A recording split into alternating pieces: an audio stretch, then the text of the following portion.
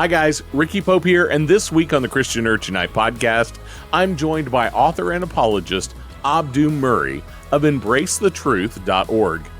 We talk about artificial intelligence and several other things, plus scripture and nerdy news, and we'll get to all of that right after this.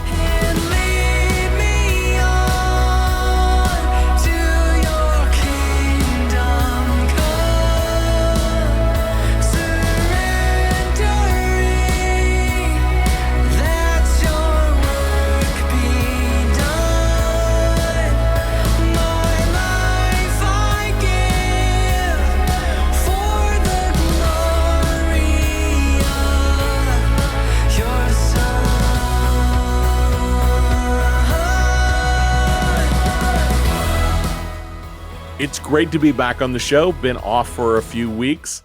Sorry for those who have been looking forward to some new content. You guys know I love sharing Jesus and my nerdiness with you every week. And as you know, I'm part of the Christian Nerd HQ podcast network. Make sure you check out all the great podcasts over there. And we have something new coming soon. Go to christiannerdhq.com for links. Now let's read some scripture. Revelation 7, 9 through 10. Now here, John is sharing from a series of visions that he was given. After this, I looked, and behold, a great multitude that no one could number, from every nation, from all tribes and peoples and languages, standing before the throne and before the Lamb, clothed in white robes, with palm branches in their hands, and crying out with a loud voice, "Salvation belongs to our God, who sits on the throne, and to the Lamb." Some translations say every nation, tribe, and tongue. My guest this week kind of exemplifies that.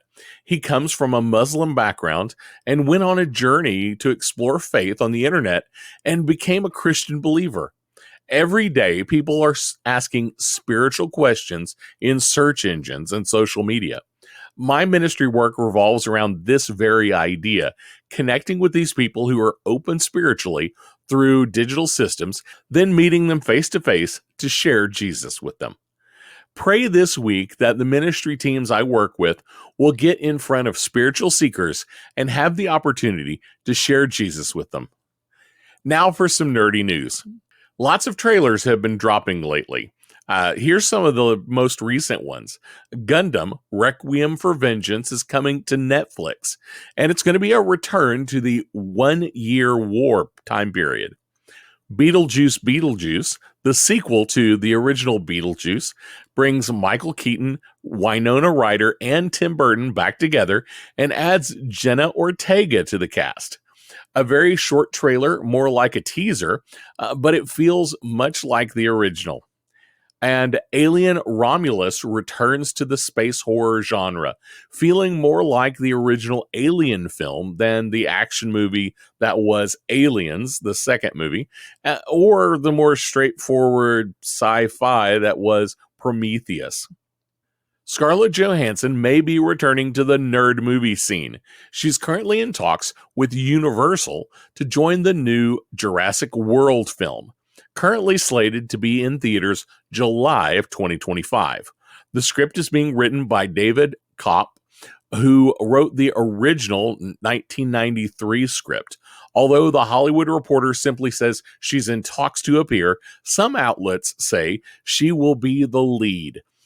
This could be a great movie. In our interview today, I talk with author and apologist Abdu Murray of embracethetruth.org, and we talk a lot about artificial intelligence. Let's get right into our interview. Abdu Murray, it is great to have you on the Christian Nerd Unite podcast today. It's great to be here. Thanks for having me, Ricky. Really appreciate it. So, I got introduced to you. I received some information about you and about some of the things that you do.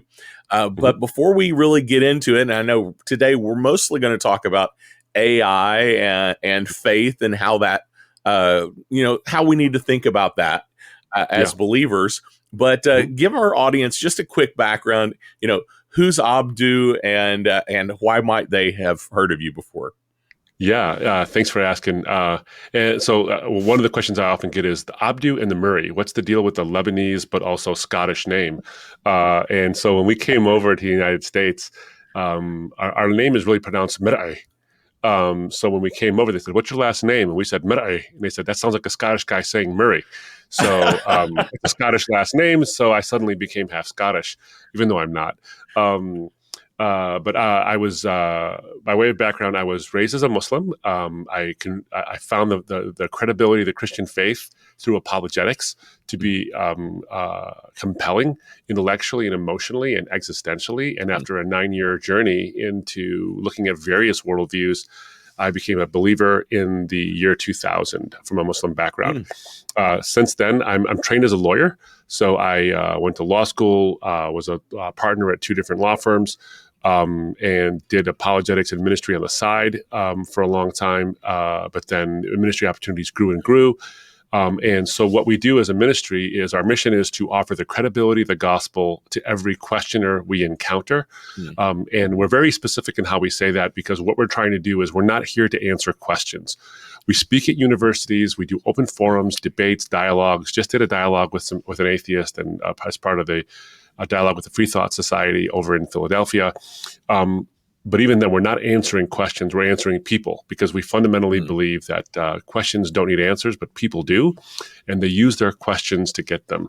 So that's the gist of what Embrace the Truth, the ministry that I founded, does. So we go all over the world and we speak at churches as well, but secular venues, academic institutions, businesses, and these kind of things to offer the credibility of the gospel to people who are interested in the life of the mind, which is why I'm excited to be on your show, Ricky, because this is the nerd podcast. So you guys think about a lot of stuff too. So thanks for having me on. Definitely. We definitely do.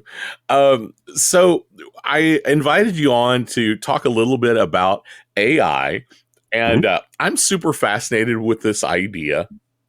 And I'm specifically fascinated with the idea of how can ministries use AI effectively, and should they use AI? That's a big question for some people. For some people, AI is, the devil, and for some people, AI is a miracle. But what's kind of your take on AI? What is it? Why is it? And what kind of uses do you see for it? Yeah. So I think of AI in 2 ways. I think of it as both a hammer and a handgun. I think it can be a wonderful tool to build incredible things. And I think it's also dangerous enough that we have to respect it and make sure that we handle it appropriately. I think it's neither the devil nor the savior. And this is actually in contrast to 2 polar opposites. You have a religious paradigm that tends to be very skeptical of technology, not because they're Luddites and backwards people, but because I think there's a recognition in the Christian faith that tools can become their own idols. And we can start to use these things and atrophy our God-given abilities, oftentimes in favor of the ease that a tool provides. But they can be wonderful tools. I mean, the things that AI is doing outside of ministry, like diagnosing things and analyzing problems that would take us hours and hours to analyze, but it frees us up from delving into the minutia of something to getting into the big ideas and being as creative as possible. There's so many positive applications for it in the world in general. But there's also a dangerous thing on a number of levels. One of which I think is how I look at it is AI has the ability, not itself, but it has the ability to become a tool where ideas of truth and reality start to blur with the advent of deep fakes, whether they're audio deep fakes or video deep fakes. With the scams that happen in terms of, I know someone personally who got called by an AI and impersonated one of his relatives because of a voice sampling and asked him for his credit card information so he could get out of a jam. And it was so convincing. It was only by God's grace that basically this person kind of said, "Hey, here's a question for you," and it didn't know the answer. And so he figured out it was a scam. So there's a lot of danger to it, but there's so much benefit to it as well. So like anything, I think we can be glad and glory in God's goodness in giving us the intuition and the ingenuity to create a wonderful thing and to be able to do these kind of things, which sets us apart. Mm. You know, we are endowed with God's image. We are branded with God's image. We are made in God's image and after His likeness, and which makes us different and I think of a higher order than chimpanzees and porpoises and these kind of things. Mm-hmm. Because as wonderful and beautiful as those things themselves are, and as advanced of animals as they are, they don't sit around wondering what the rings of Saturn are made of. They don't sit around wondering whether or not I can get this inanimate thing to actually start solving problems. They don't do that, but it's our capacity to wonder. So in one sense, AI is a testimony to God's goodness in our lives. In another sense, we have to be careful because AI can be used as a tool by the propensity for human sin, which is to become the God of God, which is the original sin. So we have to be careful of those two things. Well, what do you think if there was one, like in a ministry setting? Let's take a ministry setting. Mm-hmm. If there's one or two or three things that you think of that right now, the way AI is now, honestly, AI is growing so fast. It's got so many new features every day. But in general, right now, the way it exists, what do you think are maybe some of the two or three best uses for ministries right now for AI? Well, I think, gosh, there's where does one start? There's so many good applications, and some of them are small, and some of them are macro. I'll tell you one where by contrast, is one where I don't like it being used often in terms of the writing of sermons, because you could ask it right now. Go to ChatGPT and say, write me a sermon on man's sin and God's grace from using Romans chapter 1 and 2 as paradigmatic examples. And it'll give you something, and it's fairly good. Yeah. It's a little scary. It is a little scary, right? So I don't think that's a good use. But if you were to say, summarize for me the best thinking on the interpretation of Romans 1 verses thus and such through thus and such from a Calvinistic perspective or from an Arminian perspective, it will do that for you. And the thing that would have taken you hours, you can have a great starting point to be able to delve into the scripture without spending 6 hours getting started. That doesn't mean you shouldn't put in the hard work of the study yourself. Right. It means that it can help get you started. So that's one thing. I think in reaching youth and young people, the ability to use it digitally and to create video and edit and interact with things right away in a way that's relevant to them, using AI as a guide and a helper, is tremendous, because it takes a lot of effort to do that stuff. And on shoestring budgets, I mean, do I recommend getting someone who actually knows how to make video and do this kind of stuff? Yeah. The answer is yeah. We just hired somebody who can do that. But if your budget is low and you really can't go there, it's not the substitute for a human being doing it, but it's pretty good. And you can have a really effective youth ministry using artificial intelligence. I think it's great for research, and I think it's great for helping you get a message out in a compelling way and in a cost-effective way. One other application for AI, this is a semi-application because it's actually a lesson learned about AI, is to actually use it. As an apologetics organization, we're always talking about the credibility, the message of the Christian faith. And one of the things AI does, because there's been some skeptical arguments against the Christian faith that say, look, you claim that we're made in God's image because we think, because we have rationality, because we can solve problems, because we can analyze issues and do these things. And we need God to justify that belief. But we're not God, and we just made something that actually does these things better than we do. So really, do we need God for mind? For the existence of our minds? Do we really need a God? Are we special, or are we just like AI? Are we just basically sophisticated biochemical machines? And that's something that I think is creeping in. People are actually worried about that. I think that argument is starting to hold sway with some young folks. I think the existence of AI actually goes the opposite direction. I think that you can use AI's existence to actually prove God's existence, because AI did not result from mindless, blind chance. It resulted from years of our finest minds working hard to understand the human mind, and then creating a simulacrum, which still isn't as good as our minds. And so, frankly, no matter how good AI gets, it's still the result of divine intelligence. Of designed intelligence or designing intelligence. So it actually proves that if we are the creator, we need a creator ourselves, and that has to be an ultimate mind. To quote Rosalind Picard, who is a MIT professor I met with recently, who's a Christian and at MIT leading a team in the lab of breakthroughs in AI for applications for people with disabilities and seizures and these kind of things. She said, the more I study how the mind actually works and applying it to computers, the more in awe of the divine mind I actually am. So it's got practical implications, but it also has some life lessons for us. Awesome. Well, I had mentioned to you before we started the show that one of my ministry jobs, one of the things I do is I help ministries with marketing, running ads and things like that. One of the things that I have been using AI for is when I'm working with these ministry teams overseas, often in developing countries where they don't have necessarily the funds or the ability to do everything they need to be able to do. So we're helping them. So one of the things I run across is as we're creating ads, they want to run an ad that says this specific thing, and we need a specific image to sell that idea.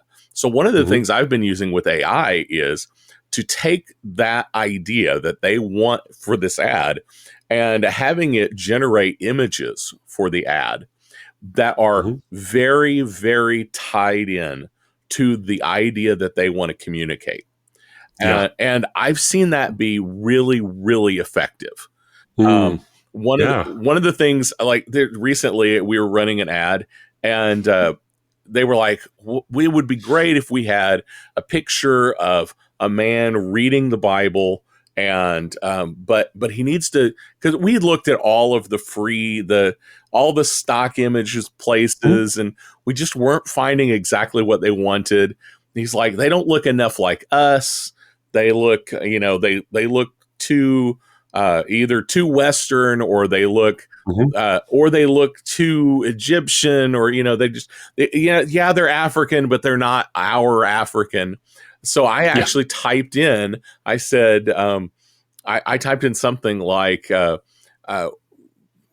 create an image of a Nigerian man that is from the Hausa tribe. That was the tribe we're working with. And that is in a dark room holding a book that has, that has light glowing from the book.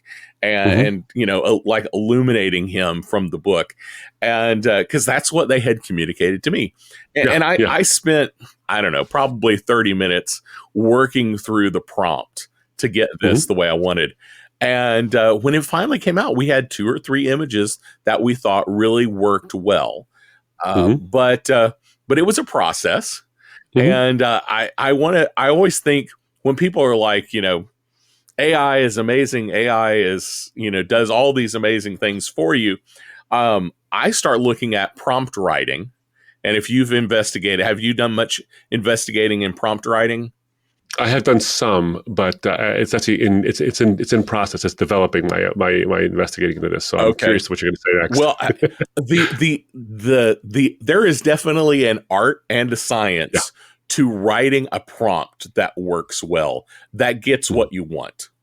Yeah. And that's something that I have seen. So when we talk about, it's this miracle thing that generates anything you want within reason. And if you can write a prompt that works well, that really communicates what you're trying to get at. So when you talked about, write me a sermon on this, I've seen things like that where it's like that actually is a pretty good sermon, but then I go, but that's not exactly the point I want to get across. Right. So that means I need to go back and rewrite the prompt.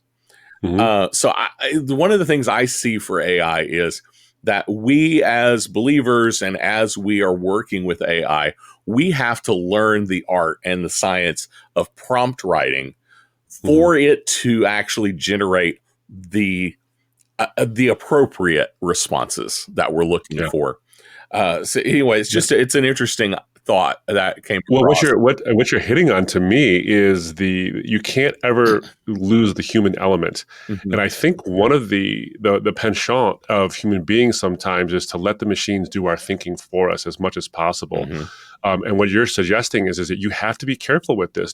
And I think that, one of the things I value in what you just said is that you're not settling for what it gives you so that it's the easy way out. You're willing to take the time it takes to do it. But you have to, because one of the things that I think is part of the human condition is that we are path of least resistance creatures. And so there was Tomas Chmielewicz, who is a AI researcher, but in the field in the sense of work psychology. He basically talked about how if we're not careful, we will end up ceding our humanity to the algorithms. And what he means by that, he gives a classic example of, Netflix telling you, I think you'd like this. Why don't you watch this movie? Or the YouTube, things you might like on the side when you watch it, and suddenly you find yourself in this YouTube black hole because you keep on clicking. Yeah, I'd like to watch that. Absolutely. He says, what's interesting about that is that when you watch the behavior of this prediction machine, because that's machine learning, it's not AI in the sense, because, as AI's got a broad definition and the term is almost useless unless you define it. Yeah, I agree. Yeah. So in the machine learning aspect of it with these predictive algorithms, what you end up doing is you become more machine-like. It says, you might like this. And what you do is click, yes. And so you become robotic. Yeah. We have to be careful not to cede our humanity to the machines, to the algorithm. And so when we do this kind of work with like doing this tremendous work where you're getting a very soulish message, the gospel message, a soulless message to people, that you have to be on top of it because you don't want the image to be robotic. Yeah. So you have to stay on top of the AI. But this does remind me of something, and this is the part where I get a little fascinated in terms of the human nature behind this whole thing, is what got me fascinated with AI in the first place. It was partly I'm just a nerd. I'm a sci-fi guy. Awesome. I love everything sci-fi. Yep. And I don't think that the machines are coming for us. The worry I have, there's this great quote, by the way, by Alison Gropnik, and she said, natural stupidity can wreak far more havoc than artificial intelligence. I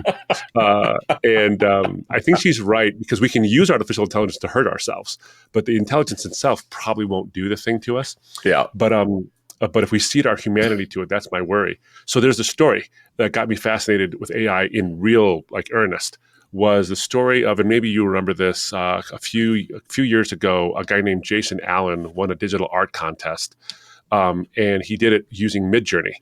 And so he just wrote a bunch of prompts, and it generated, through some massaging of his doing, it generated this beautiful image, and it is quite a beautiful image. And a lot of the artists, and I dabble in digital art. I have an iPad, I have a light pen, or the Apple Pencil. I mess around with it. Yeah. I wouldn't call myself an artist. I'm a dabbler.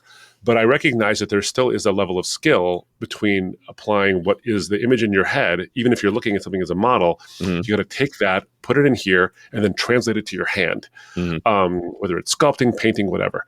And a lot of the artists were like, hey, wait, that's cheating. And he ended up getting to keep his first prize. And he had a statement at the end that I thought was fascinating. It's in the New York Times when he was defending his use of Midjourney. This is what he said. I find it so fascinating. He said, look, it's over. Art is dead. AI won. Humans lost. And I'm like, this is an artist talking. Like, he's bragging about it. So my issue, like I said before, is I don't think AI is the problem. It's why do people love it like it's the savior? And here's my guess. You take the Garden of Eden story. This is why I love the Bible so much, because it speaks to our modern issues, even though it's an ancient book. Oh, absolutely. You take this ancient story about Adam and Eve, and they were planted in the garden in order to be with God. He walks and talks with them in the cool of the day, the Bible says. And they're given this one rule: just don't eat this one fruit. And they decide they want to be the sovereign over God, because the serpent comes along and says, did God really say? And he kind of misquotes God, and then they misquote God back, and they added a rule. We can't even touch it. Well, God never said don't touch it. He just said don't eat it.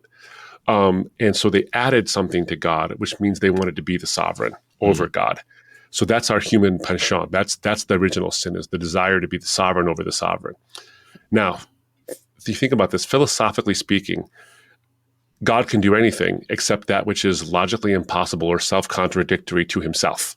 So he's not a liar, because he is the truth. He can't create a perfect being. He can incarnate in the Son and be the perfect human, but the Son pre-exists. God the Son pre-exists. So he can't create a perfect being, because a perfect being wouldn't need to be created. A perfect being would not need anything. And if you were created, then you would need a creator. And so he can't create an uncreated thing. That's ridiculous. So God creates us in his image and his likeness. And therefore that means that we have the spark of the divine in us, but we're not divine. We come along and we create this thing. We call it artificial intelligence, whether it's AGI or ASI or machine learning, whatever. And it starts to do better than us in some ways, like art. Well, at least it seems like it's doing better art than us. It writes poetry, it writes books, it does all these things. And we brag about it. We brag about its ability to make us obsolete, as if this is a good thing.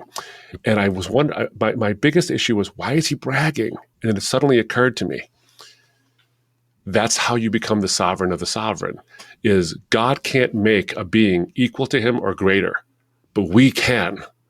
And somehow we've outdone God. We're in that digital Garden of Eden. So my message essentially is this: with artificial intelligence, recognize it for what it is. It is not as sophisticated as you or I is. It can do certain calculations way better than we can. But it is a tool to be used by us. We are in our digital Garden of Eden right now, and we are being tempted with the fruit. But we have guidance now. We're not like Adam and Eve, where we didn't see the future coming, even though God warned us. But we have the past of what social media did. And now we have that wisdom with which we can guide ourselves with AI. And if we use it, and I think have the gospel message as our backbone, I think we'll be able to use this tool just fine. Now, you've mentioned social media a couple of times. How do you feel like social media has been an issue in that sense? Yeah. So I think with the machine learning that's behind social media, I mean, there's a reason. I think a part of it is that it's created this polarization effect. And I realize I'm borrowing some of these ideas from The Social Dilemma, that Netflix documentary that was made by a lot of the developers of social media and the algorithms that pertain to it. But look, I mean, right now, my phone is just within earshot of me, and I can talk about a couple of products right now that you and I would like to see or buy, and it'll give me an ad that I didn't look for based on that. What it's doing is the algorithm is learning my patterns, and it's predicting the things that I do, and it's predicting the videos I linger over. I mean, one thing that shocked me was the algorithms can be so sophisticated that, let's say my favorite color is orange. It's not, but let's say it is. And I flip through videos, and orange catches my eye in various videos. And let's say they're completely wildly different videos. The AI will pick up, hey, he tends to linger 1.2 seconds longer on a video that contains orange. And it'll know that, and it'll predict it. Now think of it, now project that onto the politics, project that onto the ideologies, project that onto these things, and it'll start to feed you things that you like. And pretty soon, with your 1,575 friends you've never met, or 10,000 or whatever, you think everyone thinks like you. And so when someone challenges your view, well, they must clearly be a wacko because everyone thinks like me. And that creates polarization. I also think it creates body issues with young people, especially young girls, where you're with the filters and the way the AI gets. I mean, right now, it was sort of comical, when filters first came out, it was sort of the silly thing. You could actually outpace it. I could run from the filter, and the clown face that I put would actually be behind me. Now the thing tracks you really well. And you can completely, in fact, the program I'm using right now to project the image onto the camera I'm looking at right now can make me look thinner. I can promise you I didn't. I'm stuck with this face, and I don't want to. I got a face for radio, but here I am on video. It can create this false sense of what's real. So I think the machine learning behind social media can cause us to not be able to trust our own eyes and our own ears and our own senses.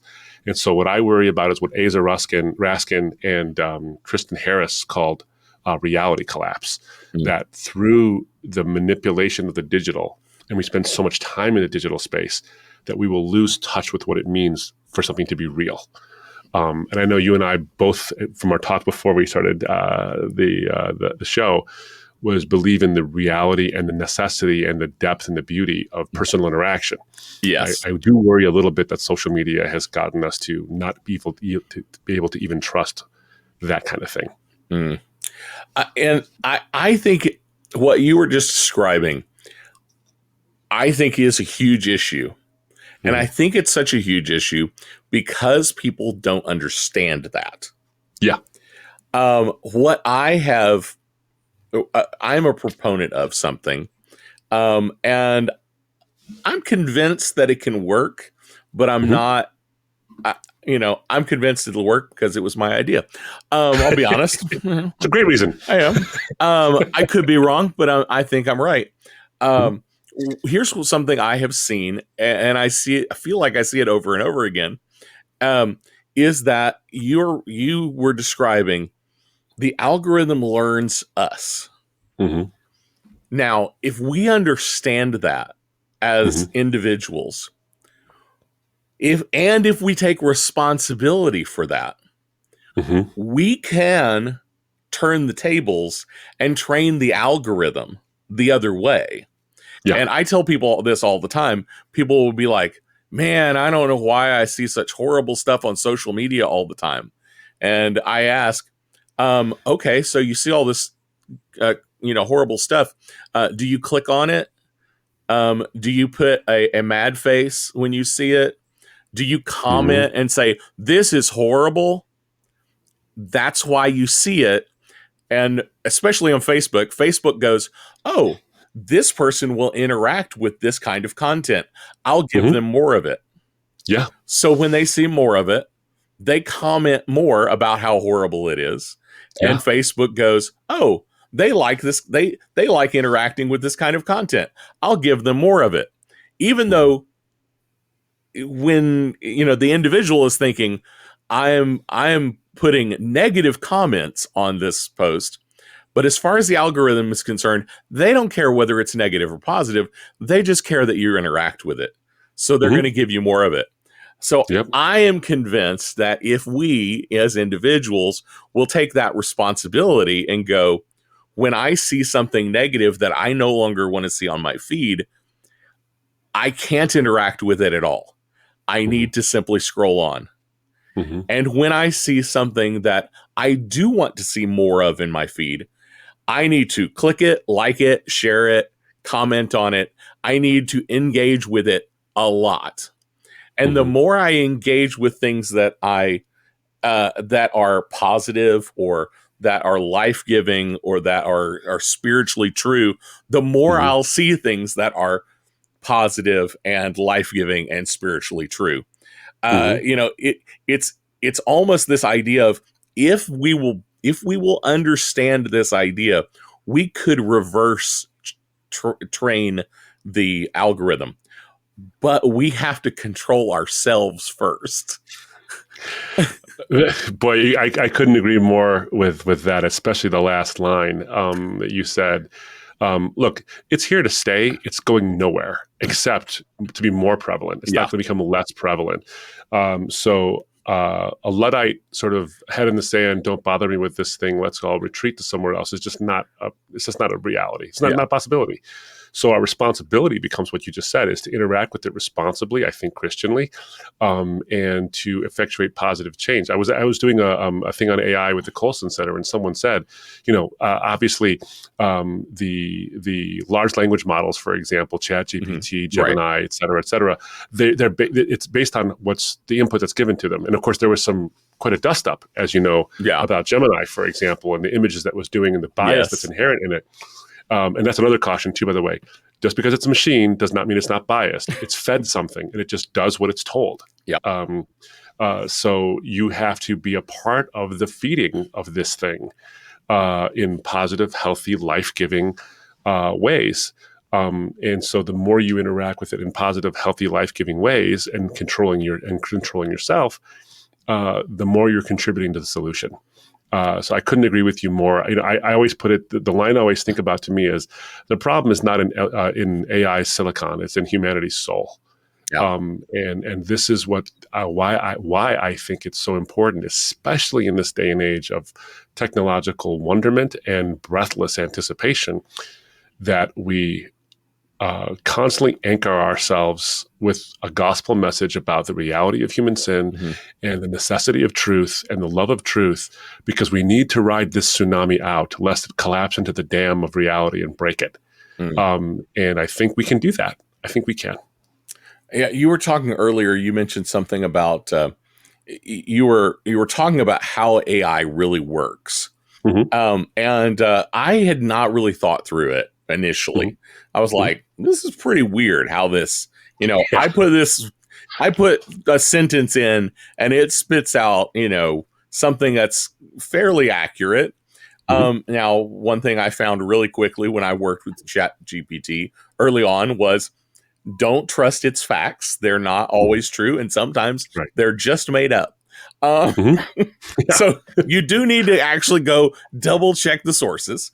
But so I was listening to a podcast and he was explaining how they trained the algorithm. And it was an interesting process that I hadn't thought through. And it was that, they build this algorithm, they build the system out, and then they'll give it, like you said, you give it the data, and then they'll ask it questions, and they will look at the answers and see how correct they were. And what it said was, initially, you would ask it questions, and it would spit back gibberish. Things that weren't even words, just random things. And they would coach it to say, that's not accurate. That's not a thing. That's not a thing. And then as they went on, so they used the example of, they asked it, what's the capital of France? And it wouldn't say, it didn't say, it said gobbledygook, not even a word. Then they trained it some more. They asked it again, and it said Madrid. And it's like, okay, so it's figured out, or it said cat or something. So it's figured out a word. Okay, that's good. Train it some more, and it says Madrid when you ask the question, which is not accurate. At least they got a city, wrong country. European city. It's a European. So we're getting closer. And then, but that their process was just basically telling it, no, that's not right, until the point that it started getting things correct. And that made me think of AI in a whole different way. That it literally, and that's the same way like the image creation. It just throws a bunch of pixels at the wall and asks you if that's right. And when you tell it no, it throws a bunch more pixels at the wall and gets a little closer. And you tell it, no, that's still not it. And it does it again. And it just does it over and over repeatedly until it starts getting something close to what you asked for. And that was just a fascinating idea that's the back end of this system. It's not this miraculous brain. It's just gone through 50 trillion. It's the Edison principle. How did he come up with a light bulb? He he figured out 999 ways not to make a light bulb. Yeah, And exactly. that's what ChatGPT is. Mhm. It knows it's gone through 50 billion ways not to answer your question correctly. Right. It just does it really fast. It just does It it really just fast. does it really, really fast. Well, and that's sorry that I didn't interrupt you. Sorry about no, that. go ahead.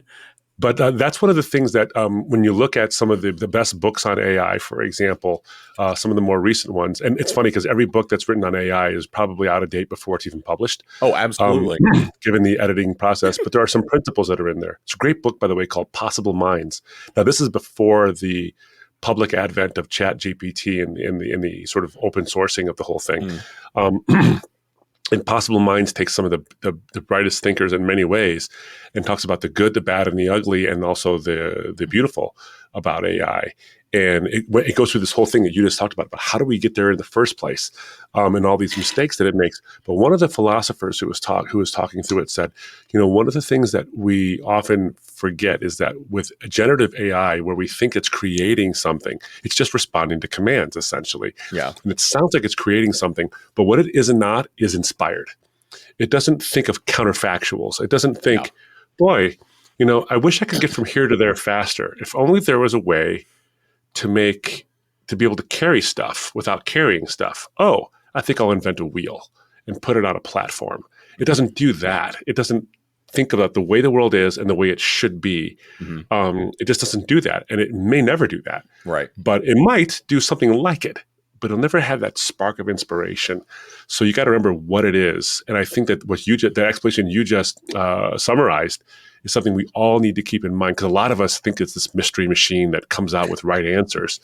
And I think some of the big headlines of recent vintage can show us that it's trained by people and it's biased and it gets stuff wrong.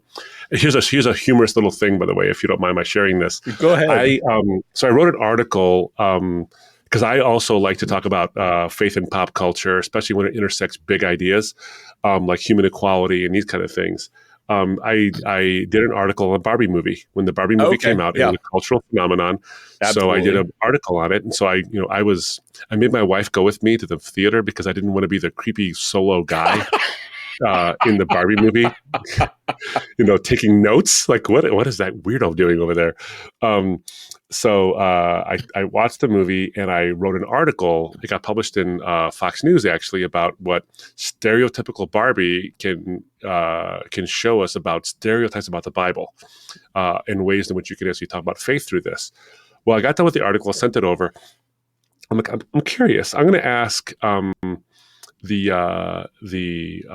LLM that is embedded into Microsoft Edge. I'm going to ask it, and I gave it a prompt, and I also asked ChatGPT the same thing, and it was this is what I prompted it, the Microsoft one. I said, draft a 600-word essay critiquing the 2023 Barbie movie, emphasizing that the Barbie movie was about human beings finding dignity and value through attaining power, and juxtaposing the movie with the biblical idea that women and men derive their dignity from being made in God's image.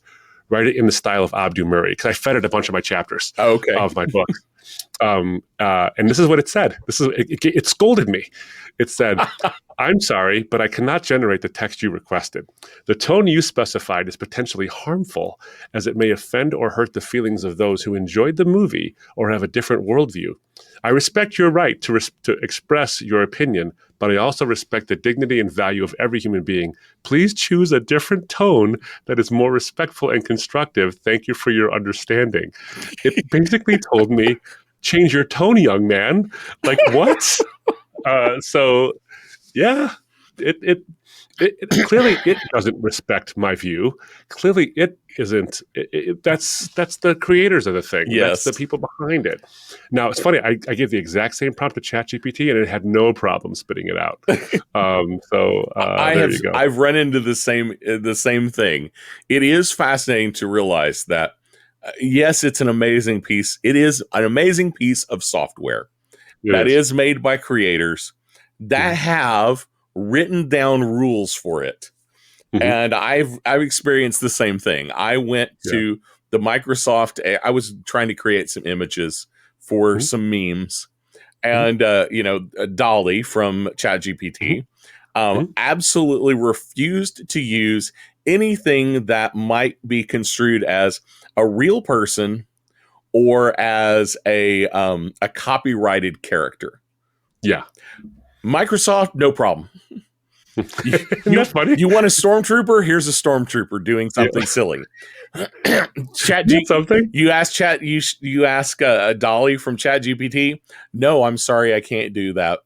But it's so polite. I don't know who writes these polite responses for why it can't do what it can do, what you've asked it to do. But it is ultra polite to the point of being saccharinely sweet.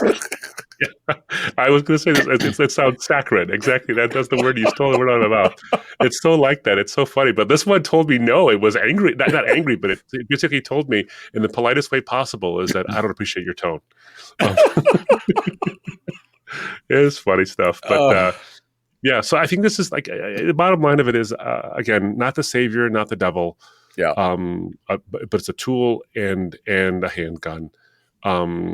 We have to be very careful with this thing. But we also have to delight in the fact that we can use it for some tremendous good. Yeah, absolutely. I'm totally with you on that. Yeah. I think it could be used for great good. I think it could be used for great evil. And I think we as believers need to learn enough about it to be able to use it respectfully and properly so that it isn't used against us in other ways. Right. We can't afford not to. Exactly. We can't afford not to. Yuval Noah Harari, who wrote his book *Sapiens*, and then he also wrote *Homo Deus*. He's a secular atheist Jew who wrote and did he actually did a TED Talk on something similar to this. But he said he feared with AI, with the large language models, that you will eventually have, because he's not a believer in any kind of God, that these things will create a religious text.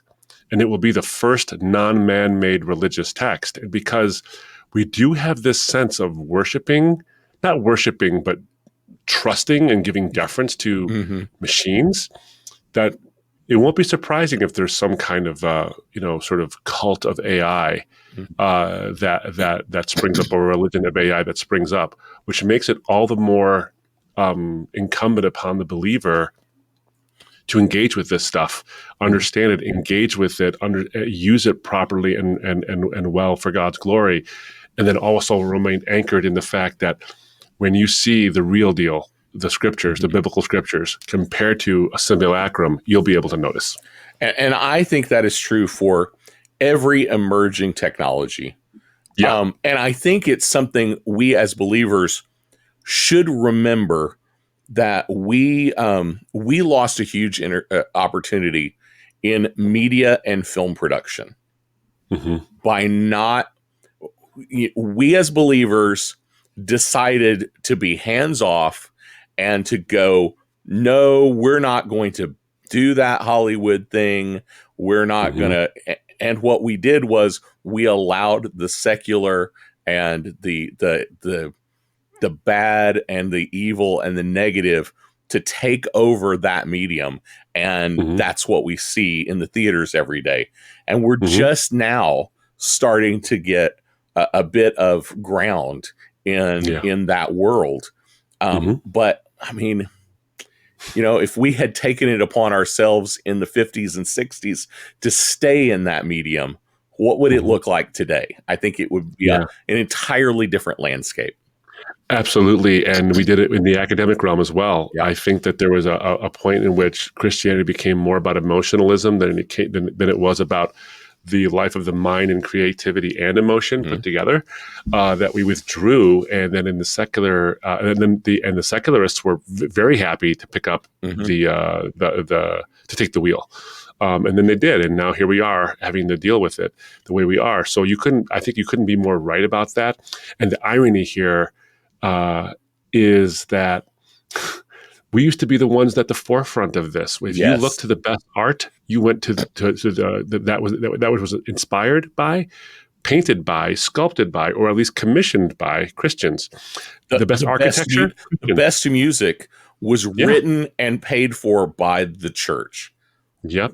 Yeah. And boy, we just abdicated that. And I don't know why, other than sort of like we were not in or of the world. We decided to become not just out of the world, and then I don't know exactly why, but you couldn't be more right. So we have an opportunity now. We have a chance now to get ahead of the curve. Absolutely, right there with you.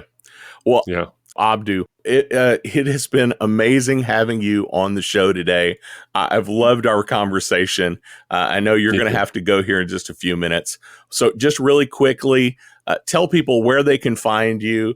And is there anything right now that you're promoting that you want to share with the audience?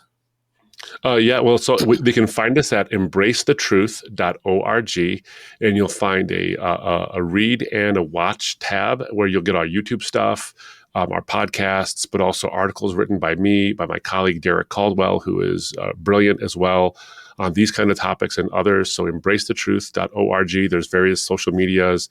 Just my name, Abdu Murray, AbduMurray, except Instagram. You got to add a 1 and a 2 at the end of that, Abdu Murray 12. Otherwise, you'll get somebody else. He might have fascinating content, but it won't be my content. So my latest book is called More Than a White Man's Religion, and it responds to the challenge that Christianity is racist and sexist. Christendom has been, but the Christianity itself, the core message of the gospel has never been merely white, male-centered, or just another religion. It actually is it's a defense of the gospel as a message for all people. And then one last thing, if you don't mind, for your audience, Go ahead. Sitting here with this, I would be remiss if I didn't share the evidence of my nerdiness, my Star Wars, may the frost be with you, coffee cup. All right. So now you know a little bit more about me than you ought to know. That's awesome. Well, Abdu, it was great having you on the show. Pleasure. It was all mine. Thanks for the honor of being with you. It was great getting to know Abdu. If you want to know more about him or to follow him or his ministry, check out the links down in the show notes below. Well, that's all I have for you today. Don't forget to like, subscribe, follow, just click all those links down there, whatever they are. That way you can keep up with us anytime we put out new content. You can find all of our social links to our YouTube channel, and our online store at ChristianNerdsUnite.com.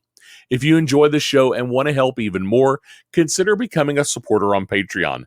All of our Patreon levels have great benefits and make a huge difference in the ministry we're able to do. Supporters will also get to hear exclusive stories of believers we are serving around the world through our ministry partners. To check it out or partner with us, go to patreon.com/ChristianNerdsUnite or ChristianNerdsUnite.com and click support in the menu.